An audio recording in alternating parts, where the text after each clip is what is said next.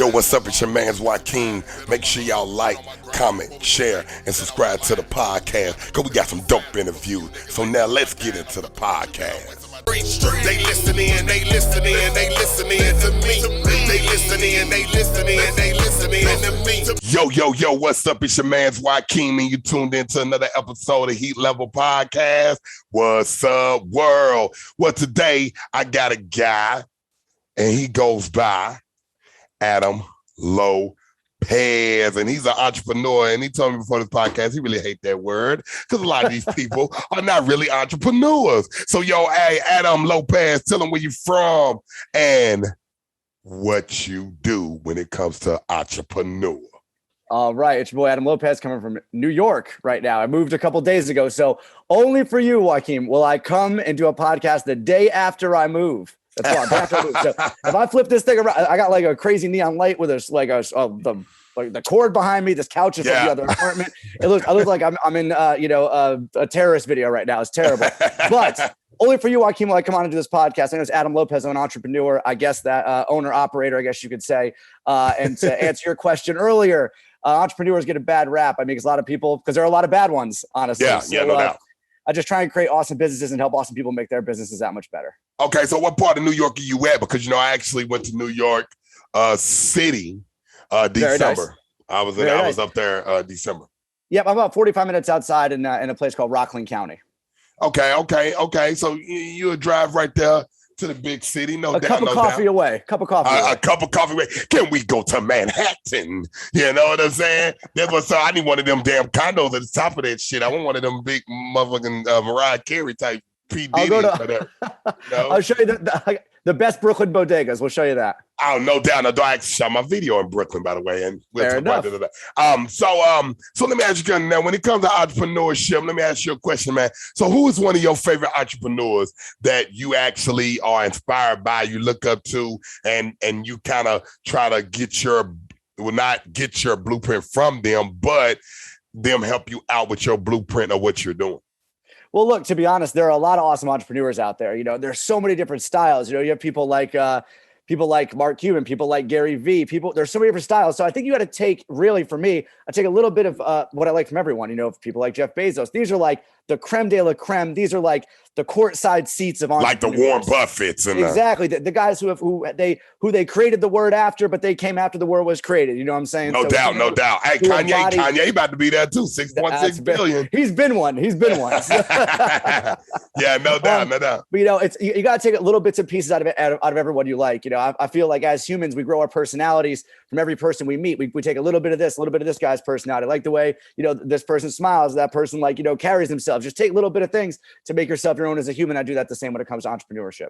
Oh, that's what's up. I want to ask you, where are you from? Like where you grew up at? Like, Connecticut. Connecticut. What made you get into being an entrepreneur? Like what inspired you when you was young? Did you say, you know what? I want to be an entrepreneur. I don't want to be stuck in a 9-to-5 working for people. I want to work for myself. So look, it's really something where there was never some crazy story where it's like I was selling, crayons door to door. I started a lemonade stand when I was, a fetus. There's no crazy stories like that, Hey, look, everybody got those stories. Well, I started selling bubble gum. Yeah. I started flipping bubble gum, 5 cents to 15 cents. Yeah. I tried selling all the bubble gum at the nursing home, but it didn't work. I reached their teeth way too late in life. Yeah, no doubt. It was something where, I really like, leading a team. I think individuals kind of lose that real taste for leadership, and being a leader doesn't necessarily mean something where it's like, oh, you can boss people around and delegate tasks. A leader is more so something where it's like, hey, if we're all going to hell, I promise I'll lead you back out, but we're all going to do this together. So that kind of aspect of like, hey, give me a team.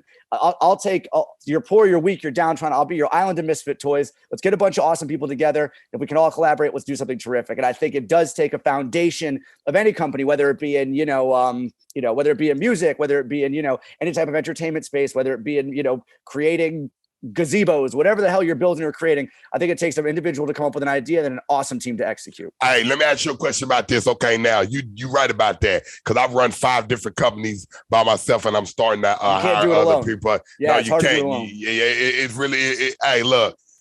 Don't get me wrong. I done built a good, but it's time to, start getting people to run this side, then run that side, and then I focus on this side. And you're absolutely right. Now, let me ask you something. Now, being an entrepreneur, being a businessman, and this is why I always tell people, because I read the Rich Dad, Poor Dad books. I even read the Donald Trump book that they did with Robert Kiyosaki called Midas Touch. And, he talked about people being the E's, S's, B's, and I's, right?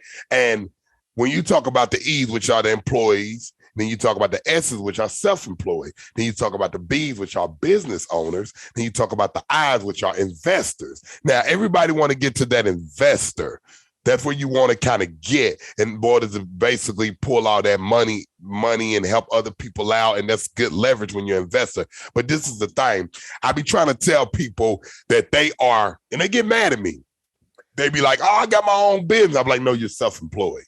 Yes, 1,000%. You're self-employed. You are not a business owner yet. And when I say that, people don't really understand what I'm saying. They're like, no, I got a business. I own a business. I'm a business owner. They only want to be self-employed to say they own a business. They're in it for the vanity. Exactly. And so what you think about people like that? Because I can break it down and tell you people that's in my town that's self-employed, they got to be there all the time. Mark Cuban is a business owner and an investor. Right? Yeah. He's not self-employed. You get what I'm saying? But 1,000%. So what you think about that? The people that what would you tell people so they can understand that they are not a business owner yet? They're still self-employed, and how can they get up out of just being self-employed to make that transition to a business owner? Well, look, in the state of Connecticut, it costs $120 to register an LLC. So if you have $120, essentially, you can be a businessman. That's the cheapest business to ever get into for $120. If you have a pen and $120 and a printer, boom, businessman. That's what people think. The thing is, though, a business is not just, something that you run that creates money and you have profit margins. You're trying to make the best out of a tough situation, because everyone, as you would know, being, whether we're self-employed, businessman, whatever you want to call us, don't call me late for dinner, whatever it is. No. I'm on my entrepreneurship. I'm on my keep the lights on shit. But it's something where, it's like you always got to stay humble and stuff like this. And I think people just want to say that they have, I have a business, I have this. They want to put LLC, business owner, in the Instagram bio. They want to put that on their Facebook. They want to put it in their LinkedIn, CEO of this. You can't be a chief executive officer if you're a chief with no Indians. So you're by yourself, it's right. Like you absolutely right. You want your bio, it's kind of like the let it be said, let it be done. If you envision that you want to go there, of course, that's a great place to start. However, there is a scenario in which you have to kind of have some understanding, some humility of look, we're all starting together. That's why when we first started, I was like, look, I'm very, very fortunate to have a fair amount of success in my life thus far. I'm not, buying any skyscrapers, but I'm very fortunate. But for all, even the minimal level of success I've had, it's something where there's 100 LLCs and businesses that did not go the way that I thought, and that keep you up at night and make you sick and make you, just want to stop and give up. But people always see the great stuff that happens, the stuff that are the wins, the successes. But for every win, there's probably 15 L's that you've caught that nobody hears about. Man, maybe 200. Yeah, exactly. Look, so probably total. Yeah, when people come to me and say, okay, look, man, you got all this, you got to remember, man, when I got out, I was homeless, man. I had doors shut in my face. Y'all don't understand that. So when y'all say, oh, man, you just doing it up. You're traveling, you just got to, no, you don't get it, man. I went through the mud, and especially being a felon. You get what I'm saying? Let's just talk about it, man. That's going through the mud, man. You have to reprove yourself to people that think you still the old you, which you are not. So you know what I'm saying? And you right about that. You got to prove yourself to you. At the end of the day, you got to prove yourself to you. And because when I prove it to myself, guess what? Everybody else follows suit. Exactly. And I don't need anyone else to believe it. As long as I believe in it myself, then I'm good to go. Yeah. But like you were saying, absolutely. It's some people are very vocal about, and obviously your story is terrific. So I totally agree with you being vocal about your story. You should, 'cause it's amazing. It's something where I'm more quiet about my story, and if people are like, oh, I see this and that, I'm like, well, go try it. And then and let me know what you think it is. If you're going to come back to me in 8 months and be like, dude, it's way harder than I thought. It's like, well, I could have saved you 8 months worth of headache and told you that before you went to do it. But, it's something I have respect for anyone who attempts it, but as long as it's for the right reasons.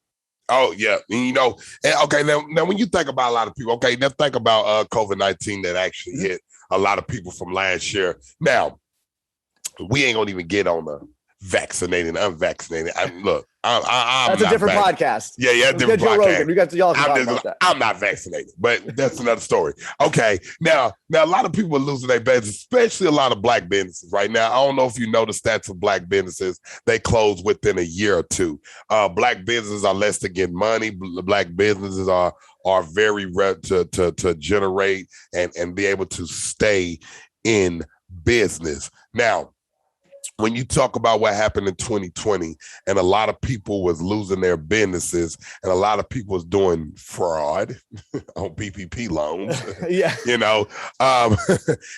now do you kind of fault that from some of the business owners that actually, and I think a lot of people that was doing the fraud, and I could be wrong about this, but I think a lot of people was doing the fraud was exactly what you said. They went and got an LLC, and the $120, went on, got an EIN number, and was like, oh, I got 10 employees, I got boom, boom, boom, and they got this money, and now they getting time in prison. And I'm saying, but it is what it is, right? But my thing is that now the people that lost their businesses, the people that even got PPP loans and wasn't able to stay afloat, what would you say to some of them people that were trying to build? Because a lot of them people lost everything, and a lot of them people that probably not gonna jump back in that boat because of what happened. You know what I'm saying? You got some people that had to change their whole direction on how they was marketing and all that. People that had brick and mortar places,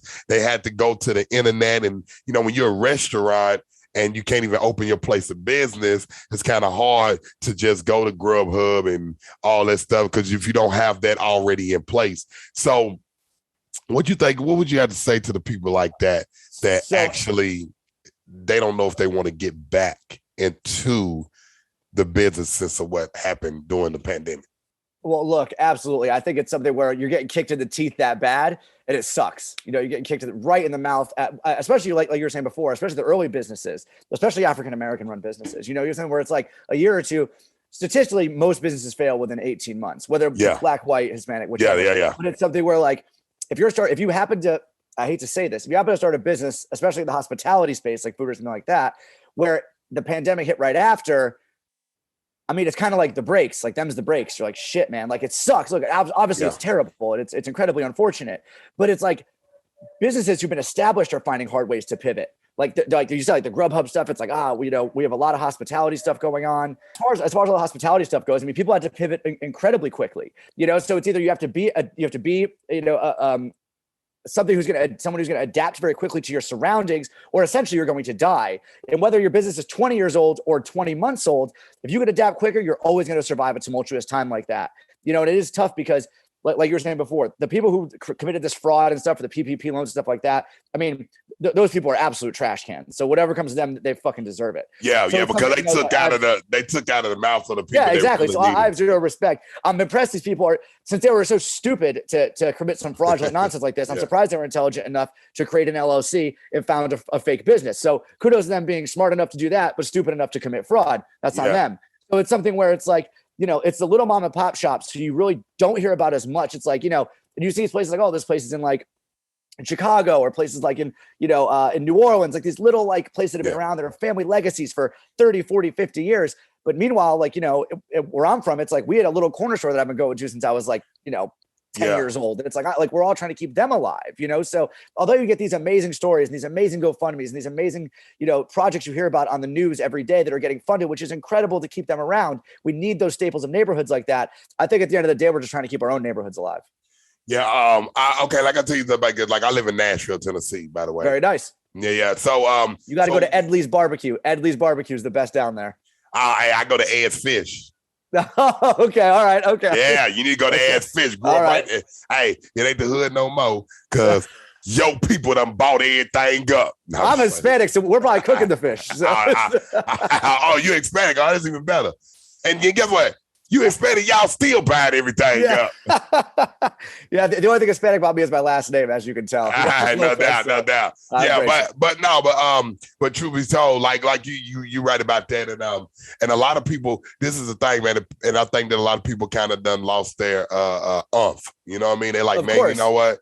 it done went down, so I'm just gonna get a 9 to 5, so I can make sure that everything is going gonna go right. And let me ask you this: so a lot of them places, the mom and pop's places, the corner stores, like you said, the places you've been going to when you was a kid. Now, when the pandemic hit, and a lot of them places shut down, so this is what gets me thinking: were they barely hanging on for all those years? Yes. 1,000%. And so they did it not to be millionaires. Nope. They did it to bring jobs to their community, and where you ain't have to go all the way to the Walmart, you can kind of stop at their store and get some moms and pop stuff, right? And I think fabric of the neighborhood. Yeah, because I knew some that owned corner stores and stuff like that, and their houses was just regular houses. They didn't have like the newest cars and all that. The margins, I'm sorry to interrupt, the margins in running corner stores and C stores, like convenience stores, are very, very slim. So it's something where if you want to run those, I mean, maybe your family had it before you got it, and it gets passed down. It's obviously that's how bodegas and things are kind of handled now. But it's something where an average business of that size can only go 6 weeks without revenue before it's essentially ready to shut down. So think about not only going 6 weeks without revenue or not knowing if they can reopen or things like that. Now buying all this equipment to offset the fact people can now come in the store, the plexiglass, the sanitizer, the PPE situations, which are absolutely essential. I think those have worked wonders based on the people that have embraced them. But it's something where, like, not only are you going without money for 6 weeks, and maybe you were closed for 3 or 4 of those weeks, but now you got to invest in all of this different PPE just to stay above water. So you're already behind the 8 ball before you even start to get back in business. Okay, so what is your take on this right here? Okay, now I tell the people about franchising. Now look, I ain't trying to kill nobody's dream, right? You got a dream, you go for it, but I always quote this. You might hear a lot of podcasts because I quote it all the time. Yeah. All right, Denzel Washington always said this. Denzel Washington said, "Dreams without goals are just dreams," right? You got to have goals. But this is my thing right here. Now,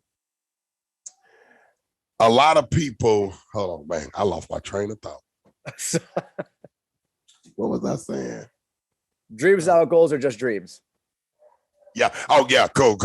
Yeah. Now, the thing is this right here. Okay, not trying to crush anybody's dreams, right? Of course. But we talking about franchising. All right, now, look, you got people to say, oh, man, I want to have the best. I want a restaurant, like you said, a hospitality. I want a restaurant. I got some banging recipes. I got this. And I be telling people, look, man, McDonald's got it sold up. KFC got it sold up. Taco Bell got it sold up. Subway, what you trying to have a sub thing?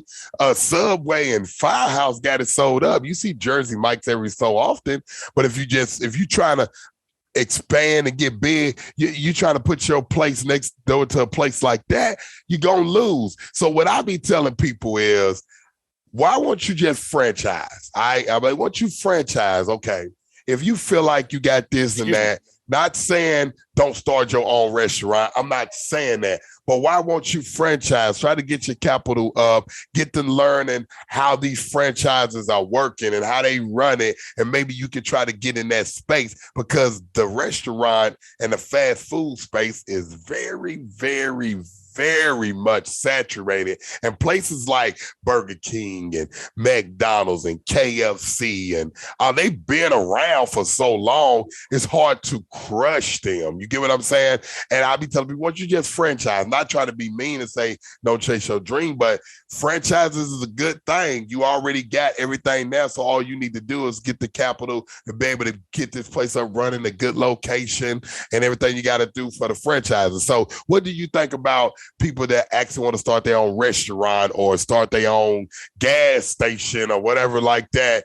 And why do you think a lot of these people that I talk to, like, nah, I'm gonna start my own thing instead of just franchising, getting the capital to franchise? Okay, so I was on the other side of this coin until you literally finished that thought. So now my brain's broken, but I got it now. So you're saying invest in a franchise and make the money yourself as a franchisee, or you're saying start something yourself and then franchise that idea out? Yeah, so you can learn on how to franchise and work. Gotcha. And how to try to push, instead of trying to say, oh, look, I'm going to start a restaurant, then go get a building, then try to do that, then set your restaurant right next to Old Charlie's or something, and next thing you know, you out of business. Old Charlie's. You know what I'm saying? Yeah. But Now you get what I'm saying. So what you think? Exactly. Am I wrong for telling people? I'm not saying not chase your dream, but get your franchise, but you come to get a franchise and learn how it all operates so you can try to flow. Well, I think the first step is having something that's a product. Let's go restaurant, right? Let's go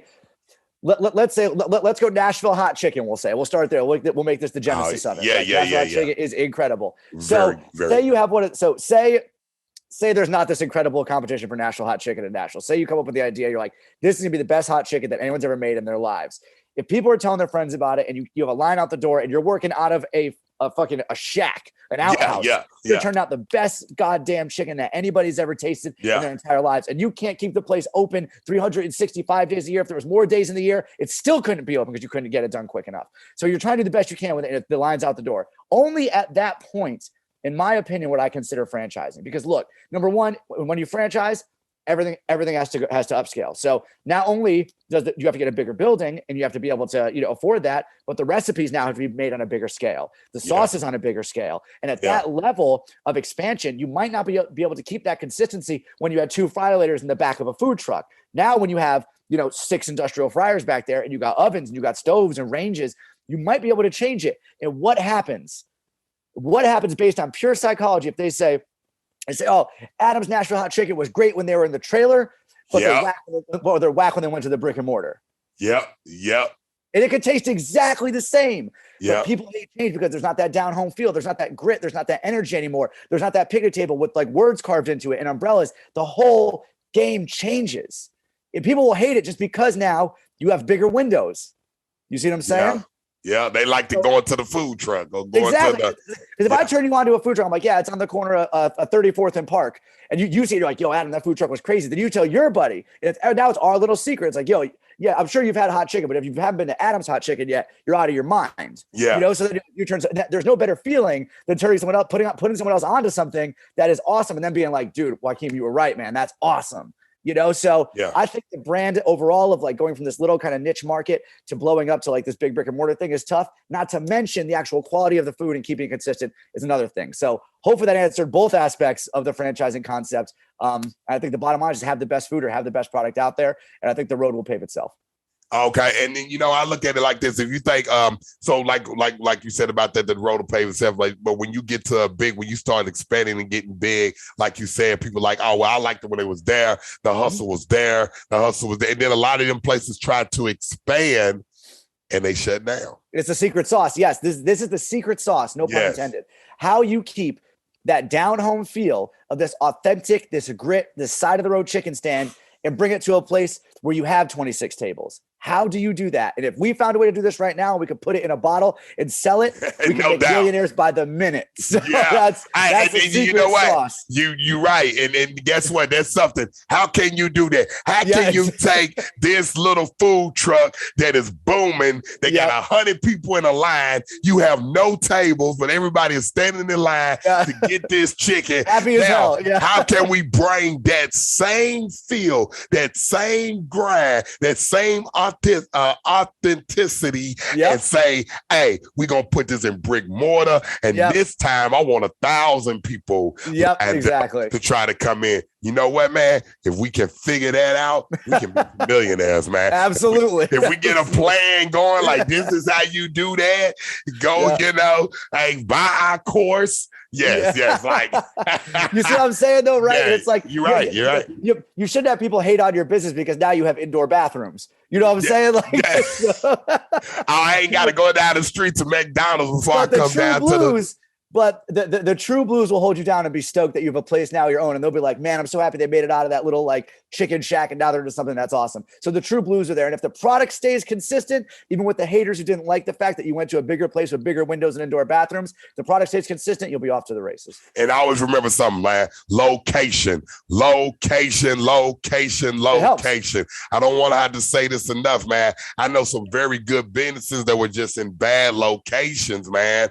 And when I say bad locations, I ain't talking about the hood, okay? Most of the good food come from the hood. I'm just gonna be honest with you. That's absolutely fact. I'm just being 1,000%. When I went to New York, I went straight to the hood, got the best guy roll.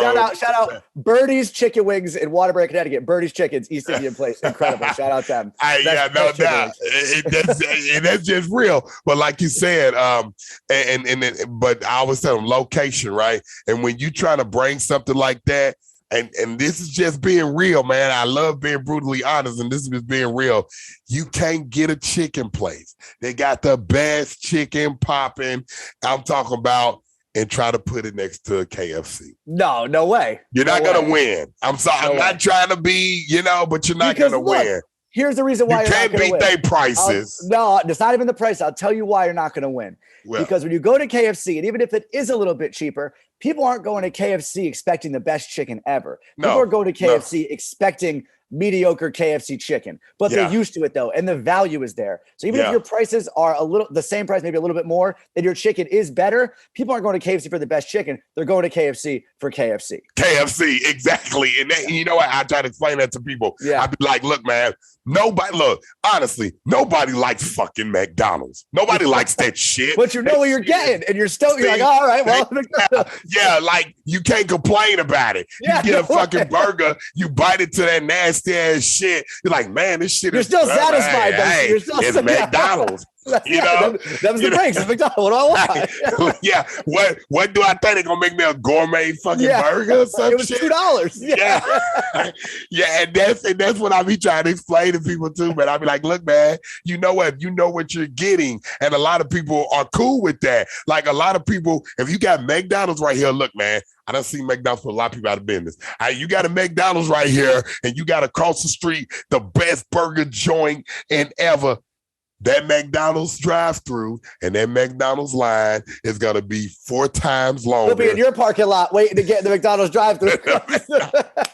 Exactly. It's just something that because look, it's not the burgers. It's not the fries. Mm-hmm. It's the golden arch. Every little kid say, Mickey D's. That's it. Plus, think about this. As a kid, I know I was. I'm sure a lot of people can relate to this. When you were a kid, you did something good. You're like, Mom, can we please? If we do this, we'll get McDonald's tonight. You're like, let's go. I'll walk to the moon. I'm getting McDonald's. Let's go. Yeah. So it's been a reward for us as kids. Brilliant McDonald's branding and marketing on their ends. It's kind of reward for all. But like, what it cost our parents back in the day, like $2-3 for a Happy Meal. Yeah, and we thinking and think about it. We thinking like we getting something good. You're gonna get a Happy Meal about $3 with the toy in it. Yeah, exactly. So our parents are like, oh, clean your room or come in before the streetlights come on. We'll get McDonald's tonight. We're like, let's go. Let's go. Exactly. So that's souped as hell to get McDonald's. Hell yeah. Why people like, for example, why do people buy Starbucks coffee, right? Because if you come and say it was coffee, it's coffee. Look, it's coffee shops everywhere, right? Yeah. Some you never heard of, but you got Dunkin' Donuts that got their coffee going, but then you got Starbucks and you got other places that got coffee too. Hey, even McDonald's got a Mac Cafe now. Whatever. But what I'm saying is, what made Starbucks good? What made Starbucks stand out to where they can sell their coffee? First and foremost, when you go in Starbucks, does it feel like a coffee shop? If you really think about it, when you go in Starbucks, you got your Wi-Fi. It's like when you go in there, it's like you going to a conference meeting. You know what I'm saying? You feel professional. It's immersive. You feel so professional when you go inside a Starbucks. You pay $6.50 for a coffee. Yeah, it's $6.50 for like they're not. Look, and I'm telling you, their coffee is not the greatest fucking coffee. No, of course not. No, it's fucking not. I don't care what you say. I done drunk some coffee. When you walk into a meeting with a white and green cup and everyone else has a pink, orange, and white cup, you're like, yeah, I got it like that. Yeah, you got it like that. That's it. That's what I'm saying. And that's what I be trying to say. Like, look, man, people don't buy Starbucks for the coffee. No, they buy because it's Starbucks, man. Exactly. I'm a star. I'm spending these bucks. You know what I'm saying? Yeah. How many people do you know? And look, and I'm telling you, and I've met a lot of millionaires, right? I've been a millionaire. Look, man, Starbucks is what they talk about. I don't hear none of these kids saying, I'm going to go to Dunkin' Donuts and get me some coffee. I'm not going to write a script at Dunkin' Donuts. You know what I'm saying? You feel me? You're going to write a script. You're going to do that. Hey, maybe at the Starbucks, we can call, We'll chop it up. Yeah, we'll chop it up at the Starbucks. Really? Like, we chopping it up at a coffee shop. It's a fucking coffee shop. That's what it is. You know? Absolutely. But like Absolutely. you said, even the way that the people dress that work there, Yeah. they all look kind of professional. The aprons are a big thing. It feels unique. It feels like gives craft. you that feel. But when you go in Dunkin' Donuts, they fuck up your shit. It be all fucking the donuts fat, the coffee. I think the styrofoam aspect of Dunkin' Donuts feels cheaper than it does when you feel like the cardboard of Starbucks. Yeah, because when and then it's green, and then it just got the black top on it. But then when you go, Dunkin' Donuts, it feels styrofoam. You feel like you're sitting at a water cooler in the 80s. Yeah, like remember the styrofoam cups? You're like, you like when your hands sweat, you can feel. It's like so the Starbucks experience is everything from tangible all the way to visual and all the way between, even obviously taste and auditory as well with the music they play. So Starbucks nailed it soup to nuts. Dunkin' Donuts over here just doing Dunkin' Donuts things. Yeah, and that's and you know what? And I tell people that, and I say, look, y'all got to understand how this works when it comes to branding. You know what I mean? They're not saying let's sell the most fire coffee. That ain't what they saying in the boardroom. Make these people feel like they're business. Make them feel like they're home when they come in. That's what they want you to do. And look, it's a reason why you can go to Walmart and you go to Target. Okay. Target. Walmart and Target are two different places. Of course. Okay. You know what you're going to find in Walmart. All right. You know how most of the people you're going to see in Walmart. You're going to war when you go to Walmart. You know what Walmart at. Walmart is from poor all the way up. You get what I'm saying? You could be anywhere in the middle there. Just mad people ravaging shelves, just getting crazy. And it's a reason why Walmarts are where they at and Targets are not. Okay, it's a reason for that demographic. So I done been in Target. When you come in Target, the feel you get from Target is totally different from the feel you get from Walmart. When you go into Target, it's like it ain't no long lines. It ain't. It's very like open space, not a million people trying to grab the same thing. Yeah. You can take your time. Like you're the prairie of stores. You know? and you paying way more than Walmart. But way more. Yeah, it's the experience that I ain't got to worry about all that when I go to Target. You get what I mean? But Walmart. I was saying, the reason why a Target's like that is because you have, we'll say, middle class to upper middle class in America. Because exactly. So it's something where it's like, if you think like we would be perceived less as going to Walmart and fighting for a box of off-brand cereal, right? We're like, oh, we're going to Walmart. Like, oh, you went to Walmart and fought for some nonsense. Like, yeah, but if you tell your friends, oh, I was at Target today, it's like, oh, you got time to go be in this palatial, spacious area. Hey, people listen to you. Look, I promise you this. People look at you different for where you shop. Oh, 1,000%. It's designed that way, though. I'm going to tell you something. It's designed that way.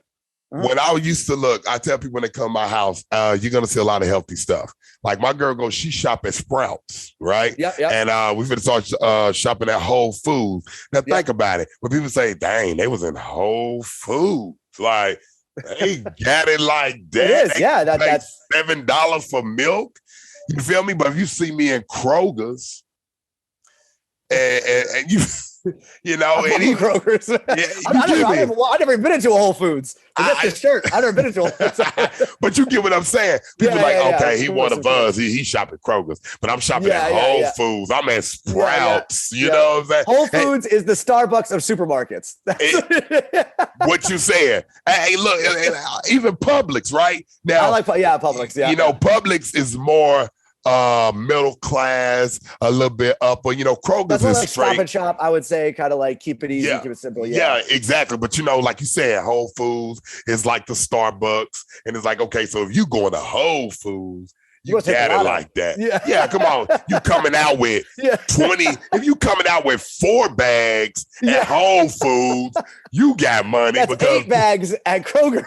Which is 8, maybe 20, Hey, you got the $9.99 for the car. You can swipe it, get your Kroger points. Get your Kroger sale. I got everything going over here. Everything. But then the feel's different. Like when you walk up in the Kroger's, what you gonna get? Bad customer service. Look, let's think. You already know bad customer service. Nobody want to help you. You know it ain't gonna be that great. You already know what to expect. But when you go to Whole Foods and you ask for something and nobody gets it, you kind of per hell like, hold up, I'm shopping in Whole Foods. You supposed to be here helping me. You feel me? But the people are different when you go there. They in the aisles. They like, oh, what you need? Kroger's. Look, man, when I go to Kroger's, motherfuckers don't never want to ask me what. And they never say, can I, you need any help? They I don't want to ask them anything. I feel like I'm making them have it harder. They could be, look, I'm bothering them. You could be on this shelf in Kroger's looking for some shit. An employee right there. They like, yeah. They ain't got no time. Keep looking. You're gonna find this. Keep looking. but that's what we live in, and that's the demographic stuff that we live in. So I always tell people, man, if you're gonna be an entrepreneur, okay, remember something when it becomes being an entrepreneur. First and foremost, you're gonna have to eventually let that 9 to 5 go. Okay. Yep. You're gonna eventually have to let that 9 to 5 go, because a 9 to 5, it's a ceiling. Okay. You only can go so far at a 9 to 5. They got a cap where you can go. You feel me? That's it. But when you're an entrepreneur, you create your own destiny. You know what I'm saying? And this is what I think it is, and maybe you can agree with me, and then we can get to the segments. But and see if you agree with me on this one. A lot of people, they rather not be the type of people where if I don't work, I don't eat. Because if you're an entrepreneur, if you don't work, you don't eat. You don't eat. You get what I'm saying? That means you're trying to get it. You're trying to get it until you get in that passive income and you can go to sleep, make $10,000, wake up, make another $20,000, go to sleep, make $100,000. You know, when you got to keep the lights on. That's the mentality. Yeah, that's the first thing I said. I was like, I just work to keep the lights on, man. That's what because a lot of people that mentality. You got to have that drive, because honestly, a lot of people work at a 9 to 5. I'm gonna tell you why. First and foremost, they know they're getting paid whatever hourly they're getting paid, long as they there. You get what I mean? They that's like you said, it's a comfort zone. They already know what it is when they doing that. So being an entrepreneur, they say they want it. They want to be an entrepreneur, but when they let go of that 9 to 5 and they try to go, they're like, oh hell no, I gotta do my own insurance. You feel me? I don't got a 401k. I got to save all this. Oh, hell no. I'd rather clock in and clock out. And guess what? Hey, there's some people though, right? That's facts. I'm with it. So, you understand that. You're going to be an entrepreneur. You got to work hard. You got to get it in. No days off. Can't get it in. No days off. As corny as it sounds, no days off. There's no days off. And then once you get to that point, then when you're building that team, like you said, then you're a CEO. I never put, when I used to do CEO and I started thinking, I got to have a team. So I got my second unit director, stuff like that. Okay, now I got somebody, boom, I got actors, and some that come. So now I can kind of say, okay, I'm the CEO of this part of what's going on. You feel what I'm saying? Absolutely. But you got to build it. In order for you to be a billionaire or a multimillionaire or whatever, I've never seen a person without a team reach those heights. I haven't seen it. I agree. I don't think I'm gonna ever see it. Look, I don't think we will either. No, you need that team, and I know you can agree with me on that, brother. Absolutely. Okay, so I got 5 Adam, minutes. No doubt. All right, no doubt. No. So Adam, tell everybody where they can get all your information at. All right, you can head to theadamlopez.com. You can follow me on Instagram, Facebook, Twitter, all that good stuff at The Adam Lopez. I'm on there posting all kinds of nonsense updates. If you go look at my Instagram story right now, you can see me plug in this podcast, which is awesome, which I was happy to be a part of. No doubt. That's where it's going down. That's where it's breaking down like a fraction. Hey, that's what's up. All right, so cool. We're going to go to the first segment. It's called Under the Bus. I'm going to give you two names. You tell me which one you pick, and one is going under the bus. Okay, here go two for you. Mark Cuban, Jeff Bezos. Which one you throwing under the bus? Which one you keeping? Let's get it. I'm throwing Jeff Bezos. I think Mark Cuban has a better jumper. No, okay, then what's up? Hey, everybody, let's let you know Adam Lopez have thrown Jeff Bezos under the bus, and he picked the person that is Hispanic just like he is, Mark Cuban. I don't know if he's Hispanic, but y'all got to say, he's got a better jump shot than Bezos. Y'all got the last names, Cuban and Lopez, whatever. He sounds like a better sandwich. So. All right, so look, we come down to the last segment of this podcast. It's called Brutally Honest. Basically, I ask you a question, and you tell me your answer to it, and if I don't believe it, I will roast you because I am a comedian too. So I've been looking at everything behind you, in your face, the way you talk. That's why I sat over here with nothing behind me. I'm a step ahead of you. I got you. I will roast your ass. I already know what to say, who you look like. Okay, now here's the question. If I hear Ben Stiller one more time, I swear to God. I ain't gonna tell you, but I got a good one for you. Here we go. Enough. So have you ever pulled out of a woman, but you really didn't want to? And what I'm talking about is your penis, sir. Oh, 1,000%. 1,000%. If you say no to this, you're an absolute liar. You're an absolute liar if you said no. Who's like stoked on that? Come on. What are we talking about? Practice? Talking about practice? What you said? Right, yes. Hey, have I did it? You damn right I have. Whatever. But I had to ask. It was a hard question. I was like, man. Hey, look, I had to give it to you. I don't know. Try to be responsible. Some people be pleading the fifth. Yeah, be responsible. Like, hey, kids, don't use condoms. Just pull out. Just be responsible. I'm not saying that. That's your words, not mine. Be responsible. Yeah, that was just a joke. Yeah, make sure, hey, use condoms, kids. All right, well, look, make sure y'all like, comment, and share on this podcast. Then we're going to break it down to you right now. If y'all want my music, you can go to Wykeem. That's W-Y-Q-E-E-M. That's W-Y-Q-E-E-M. W-Y-Q. Eric, Mimi, Mama, Mumu. You can get my music on all music platforms. If you want to watch my videos, go to Wykeem TV. That's W-Y-Q-E-E-M TV. That's W-Y-Q. Eric, Mimi, Mama, Mumu TV. And then this is Heat Level Podcast. If y'all want to listen to this podcast, you can listen on Pandora, Apple Podcasts, iHeartRadio. Go to heatlevelpodcast.com or wherever you get your podcasts is at. If you want to see these visuals, you can go to YouTube, put in Heat Level Podcast. If you don't know how to spell Heat Level Podcast, you're dumb as hell. I don't know why you're even listening to it. Hey, so do you have any more inspiring words to say before we get up out of here? Just try to get it where you fit and do the best you can. My name is Adam Lopez. Thank you, Wykeem, for having me. I appreciate it. Hey, y'all, and y'all know how I always say, I'm about this big. Every time they in, they ride. Every time they hear this beat. Every time they in the spot. Every time I'm on they street. They listening to me. They listening to me.